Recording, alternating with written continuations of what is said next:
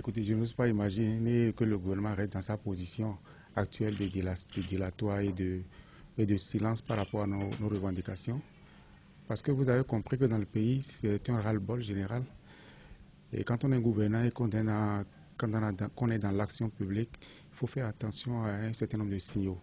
Les signaux ne permettent pas aujourd'hui au gouvernement de demeurer sourd à tout ce que nous avons fait comme approche pour lui permettre de sortir de la situation actuelle.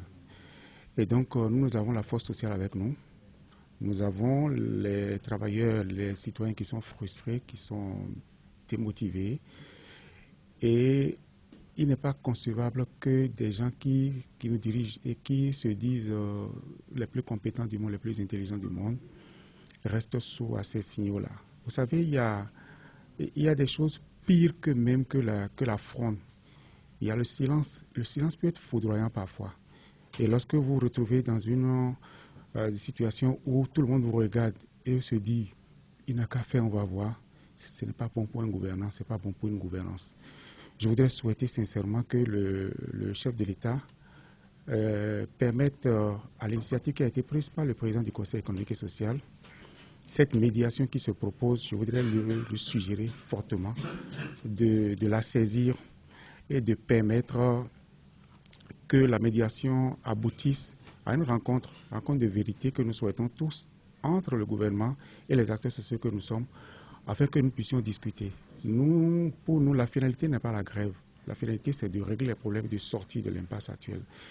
Et notre présence ce matin est la preuve que nous sommes dans la bonne foi, que nous sommes ouverts au dialogue, que nous sommes prêts à discuter avec ceux qui nous dirigent aujourd'hui pour pouvoir trouver les bonnes solutions qui nous permettent de ramener la sérénité sans laquelle on ne peut pas réussir les réformes. Un gouvernement qui reste sourd, un chef qui n'est pas accessible est un chef qui échoue. Et notre souhait n'est pas que le gouvernement échoue, mais notre rôle également, c'est de faire la veille citoyenne. Nous sommes dans notre rôle de veille citoyenne. Et je voudrais sincèrement que le gouvernement écoute les propositions qui ont été faites par le président du Conseil économique et social et qu'il accepte que nous puissions dialoguer parce que c'est le premier acte pour sortir de l'impasse, c'est que d'abord nous devons nous asseoir pour discuter. Nous avons montré notre bonne foi, nous l'avons toujours martelé. Et ce matin encore, à travers vos micros, nous disons, nous sommes ouverts au dialogue. Qu'on nous appelle à n'importe quelle heure du jour et de la nuit, nous répondrons présents pour discuter, si c'est pour discuter des problèmes de la nation.